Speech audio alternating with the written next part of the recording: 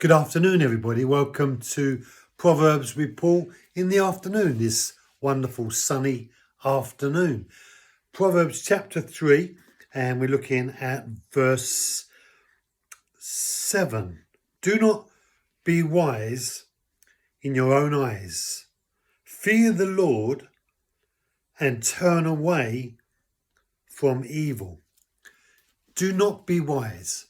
When we ever see a sign in life that says no entry, don't go there, do not, that's not allowed, instinctively we have given ourselves a choice. Do we obey what we see on regards to do not, or do we ignore it? Do we disregard it, or do we accept it? Now, each individual person that sees the do not will make their own choice. But we make those choices in those instinctive moments based upon a whole host of reasons.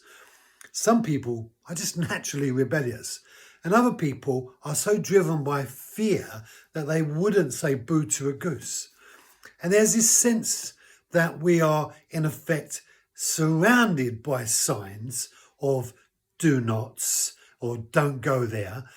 So why should we choose to accept some and not others? So when we read Solomon say in verse 7, do not be wise in your own eyes, we get an opportunity to see our own personal evaluation of what it is that we use to make life decisions. So do not be wise in your own eyes means to not take what you consider to be the most important, valid comment or consideration in the consideration process. Solomon is saying that if you allow yourself the freedom to consider and to reflect, to negotiate, you provide for yourself a fantastic opportunity to make a reasonable conclusion regarding what you should do. But if you put that instinctively first, then you actually create a problem for yourself, because once you've decided, it's very difficult to undo a decision inside of yourself when you've decided to do something. Even if what you've decided isn't actually the right thing to do, it's still really difficult to let it go. And so you go through this emotional wrestling of uncertainty and life consideration. So do not be wise in your own eyes. Fear the Lord and turn away from evil.